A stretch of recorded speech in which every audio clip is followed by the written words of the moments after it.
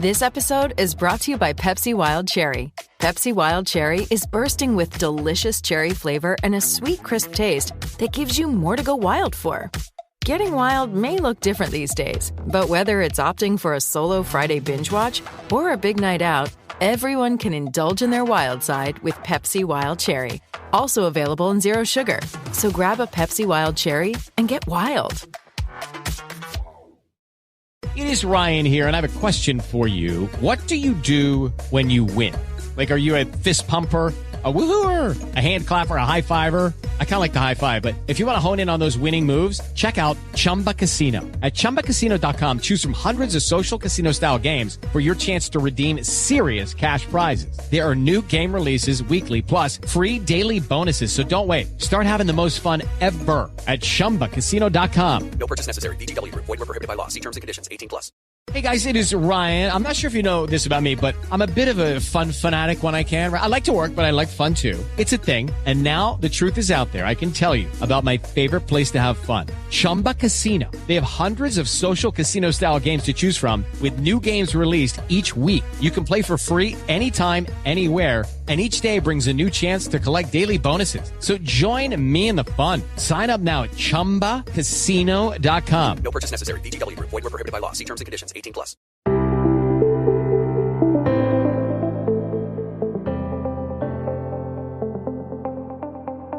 Hello and welcome to the Paddock and the Pavilion for our final Cheltenham podcast, celebrating the centenary of the Cheltenham Gold Cup. In today's episode, you will be hearing from 3 jockeys and 3 journalists who reveal their memories of this famous race. Let's get started with Brough Scott, a man synonymous with the iconic race, for many years on television, working for Channel 4 Racing and now ITV Racing. Well, I'm lucky they go back to 1952. Quite a lot of your listeners probably weren't born then. Well, probably most of them, actually. But I was born, and in 1952, the winners of Mont Tremblant, written by Dave Dick in Dorothy Paget's colours. She was a very famous owner. But we were living in Paddington, and for some reason, we just got a TV. I must have been ill because, after it's in March, and it's school time. I was school age. I was about 9 I must have been. But I was watching it. I did watch it at home. And I remember seeing the image of this chestnut horse that you couldn't see it was chestnut, but it sort of seemed perhaps lighter, didn't have a black mane, swinging down the hill. And it really was a big thrill. And I basically followed it ever since. Next up, we go across the pond to hear the memories of Charlie Fenwick, who rode Ben Nevis to victory in the 1980 Grand National. What is your first memory of the Cheltenham Gold Cup across the Atlantic? Well, my first memories, I guess, are hearing about Oracle, but certainly never saw anything live. My first time we attended was probably in person was in 1979, and 80, I guess, and then off and on for the next 40 plus years. More often than not, probably we were there. Probably more often than not, yes. What was the coverage like of the Cheltenham Gold Cup in America when you were younger? Could you access any? No. Didn't really hardly know that it existed, frankly. It was, you had to seek it out. It's only, well, certainly in the last 40 plus years, it's a very high profile for those who are interested. You said you started going at the time when you were riding with Ben Nevis in Britain. Was there ever a chance that Ben Nevis could have run in the Gold Cup, because he ran in the King George? Yeah, it's not a good idea. So Yes, I would say that I entertained the idea because I thought the horse was invincible. Um, and I wanted to prove to the world how great he was. But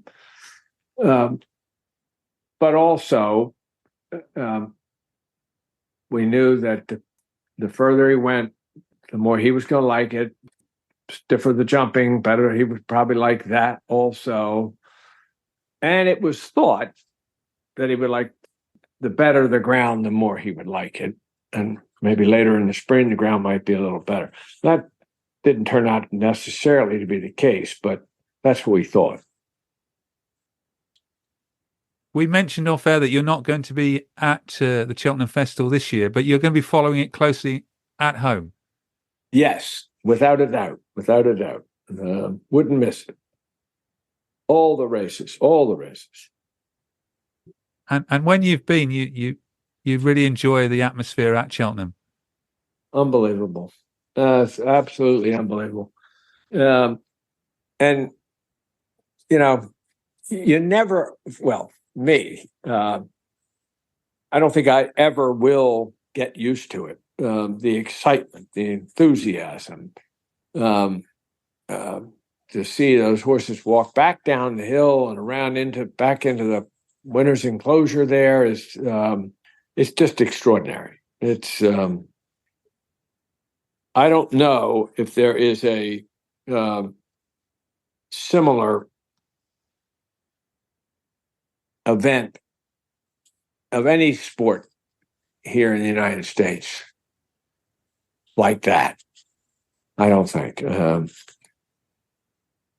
Have you got a tip for this year's race?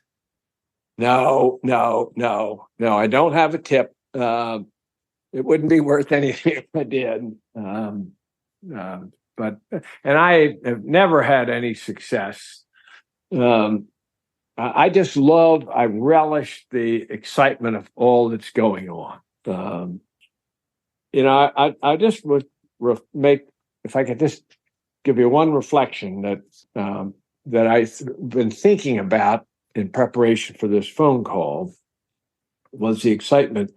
The most exciting thing that I ever saw was the 1986 Dawn Run win. And, this is just my observation that she showed tremendous courage.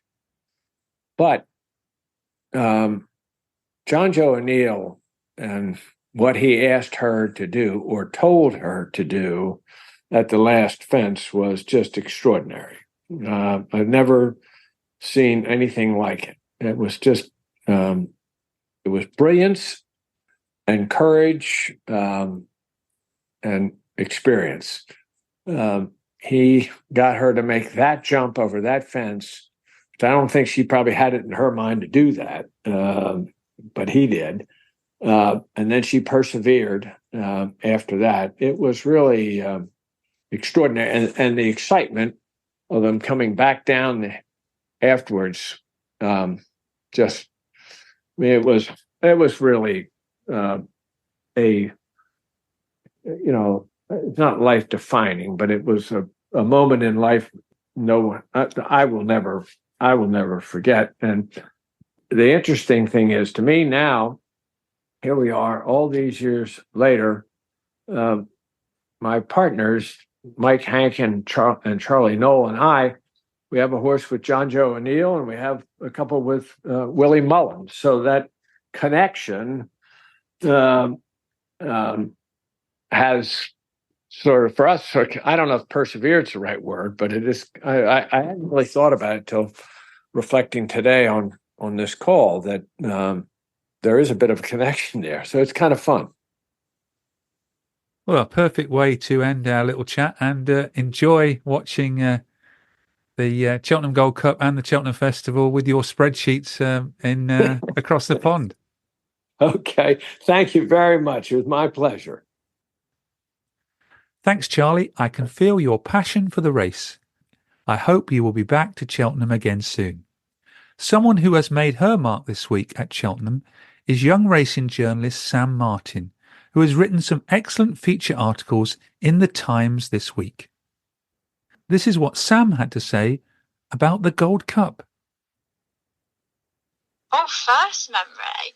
I don't know. I feel like I might have foggy memories of when AP McCoy won it, but a specific first memory, I'm not too sure. It's always been something that's kind of gone on in the background. But what about your favourite memory of the Cheltenham Gold Cup, Sam?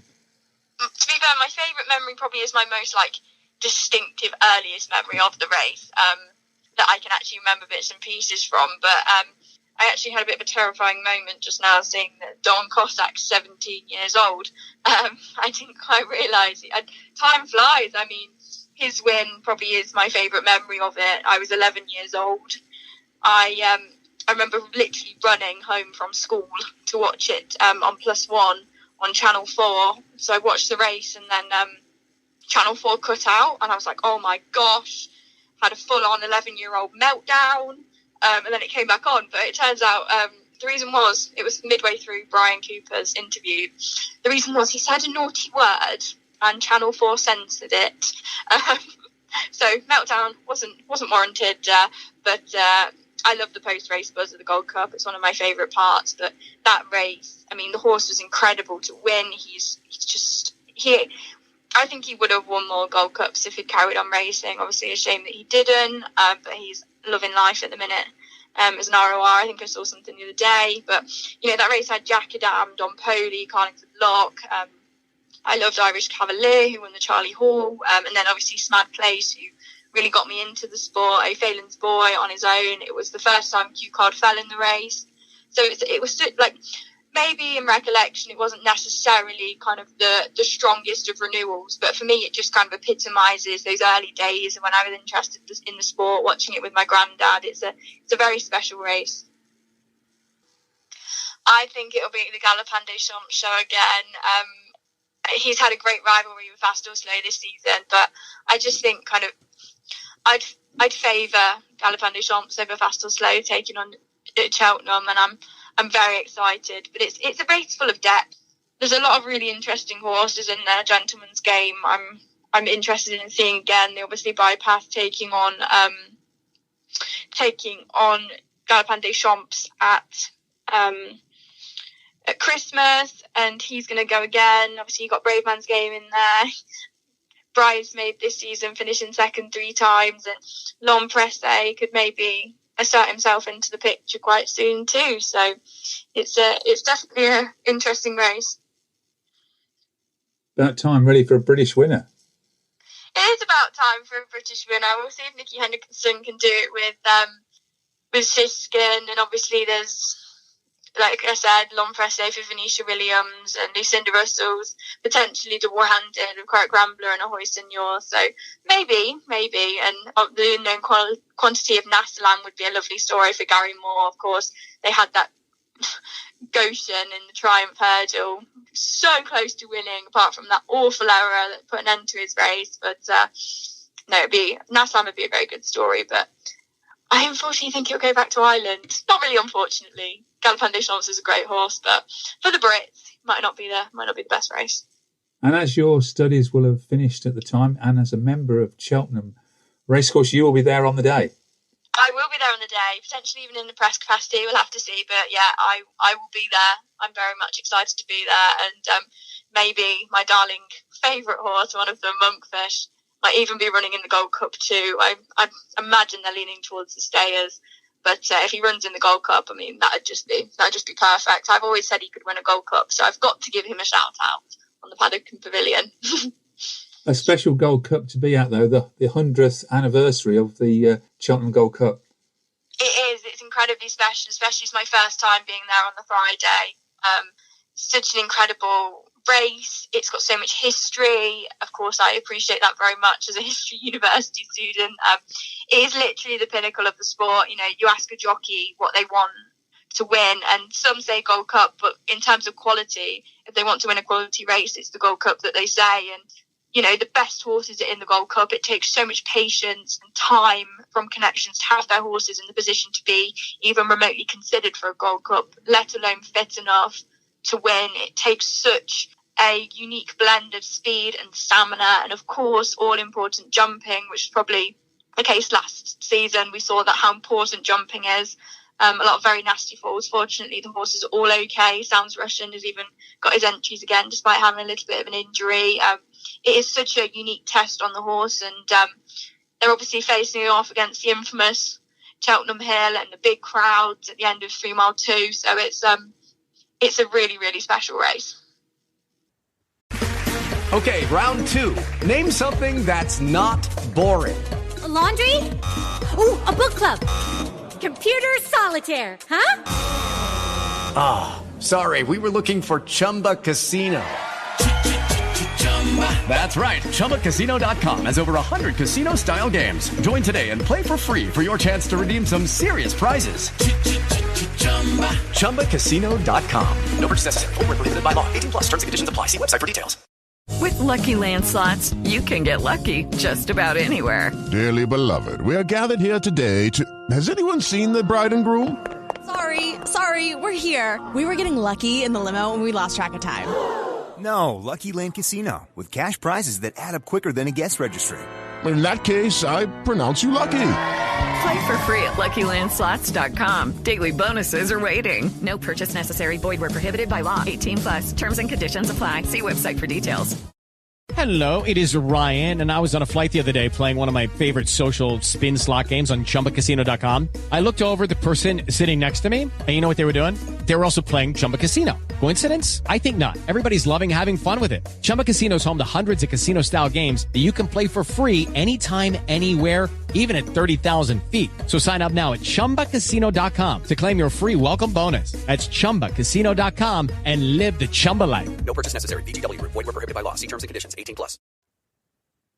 Our fourth guest is Charlie Swan, the 9 times Irish champion jump jockey who won the champion hurdle 3 times on the legendary Istabraq.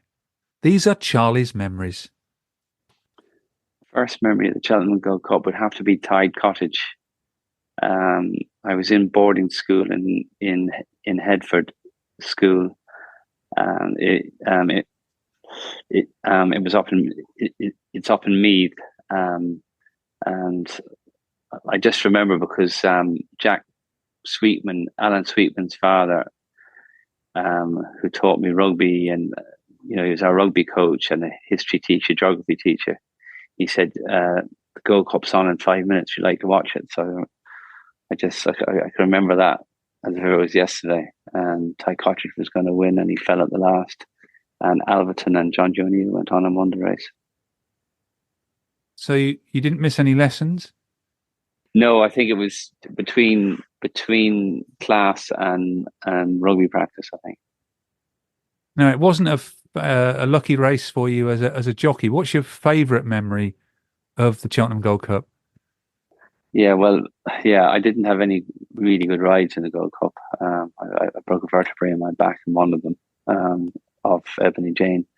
But I suppose one of the favourite Gold Cups to watch was probably the Dawn Run. I suppose a lot of people probably say it as well.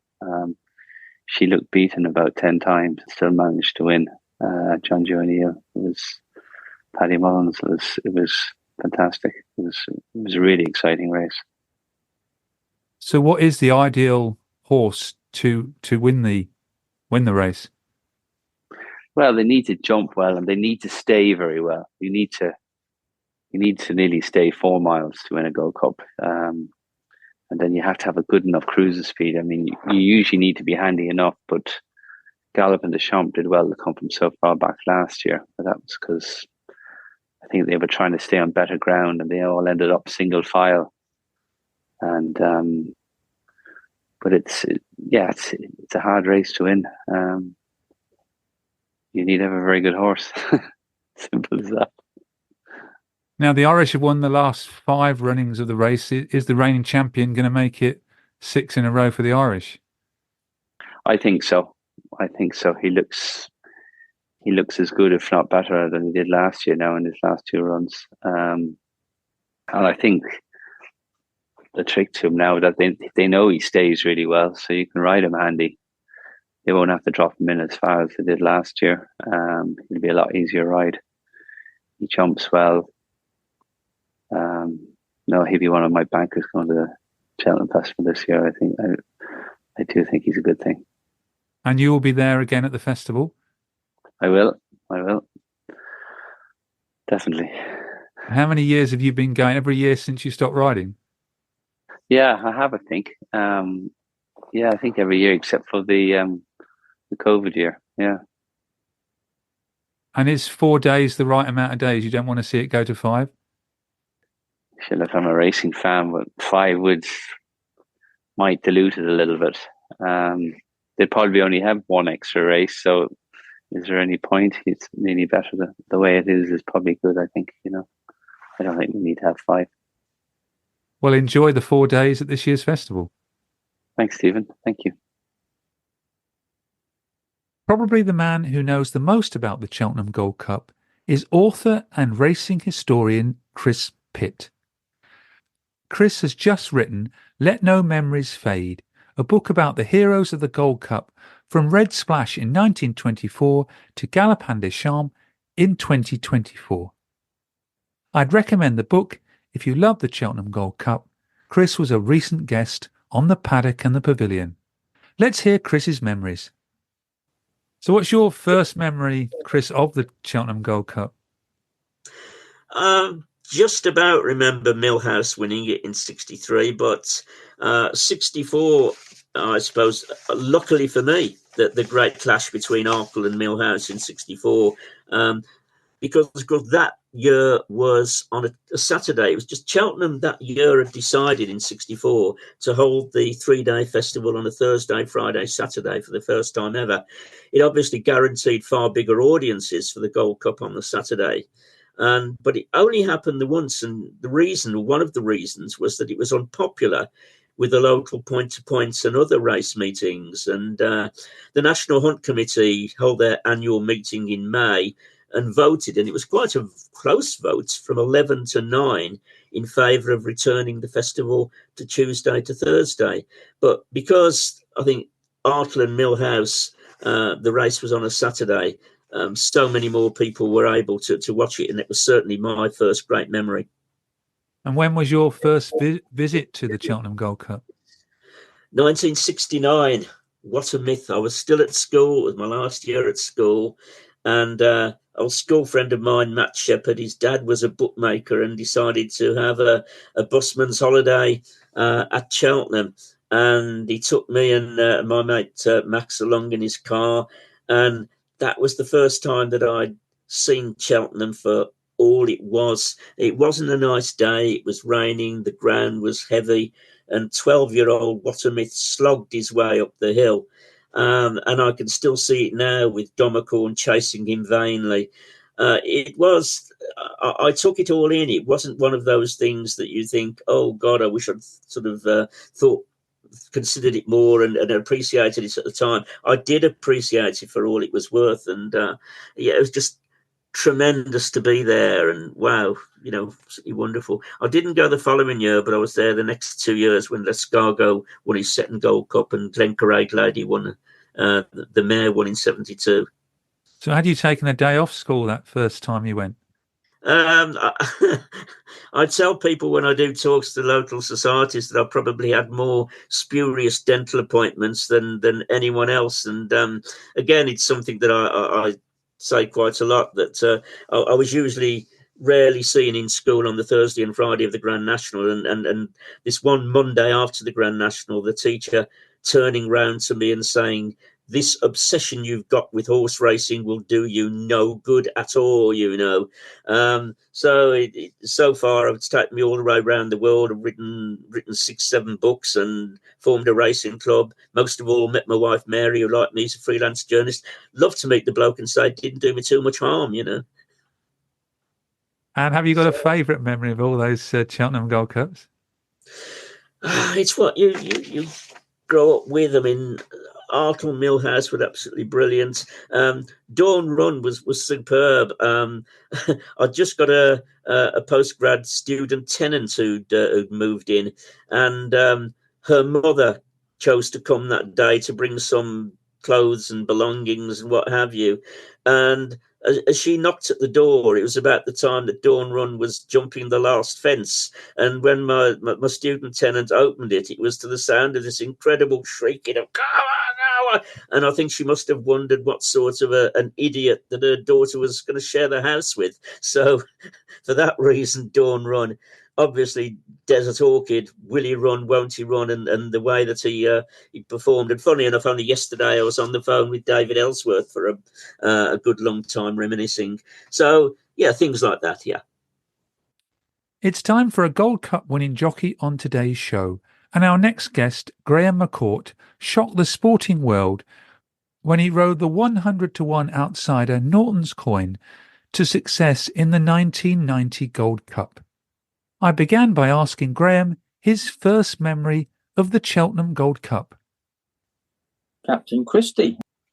50 years ago, 1974.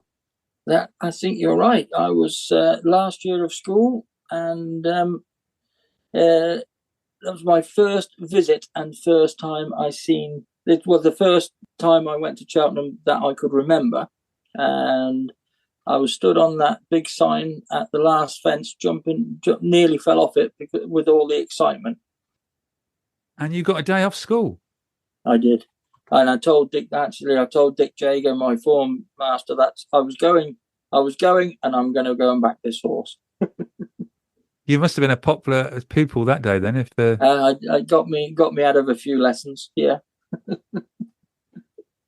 And what about riding? And we know about your famous win on Norton's Coin, but what about other rides in the Gold Cup?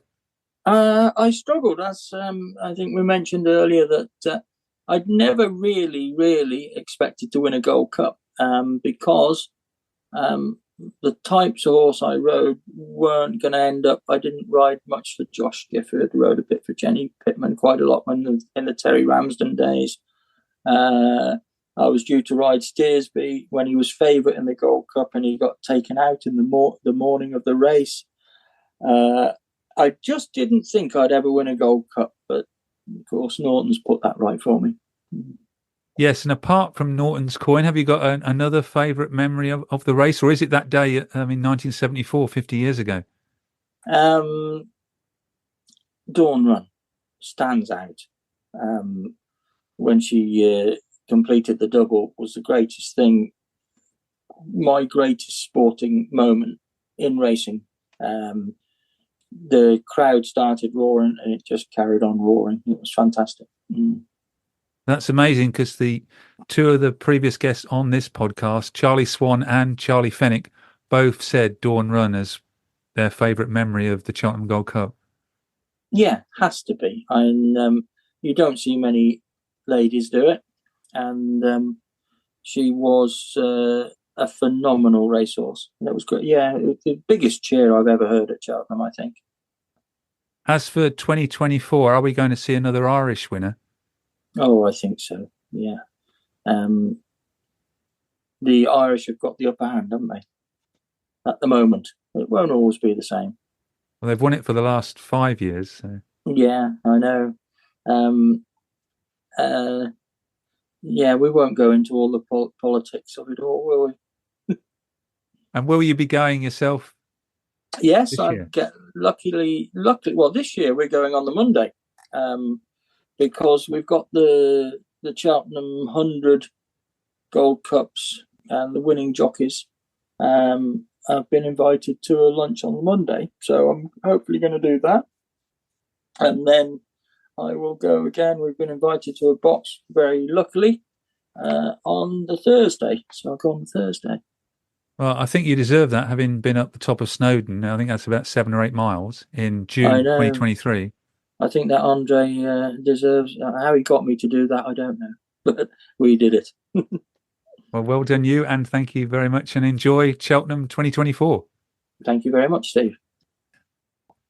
Another guest who missed school to see the race, a common theme in this episode.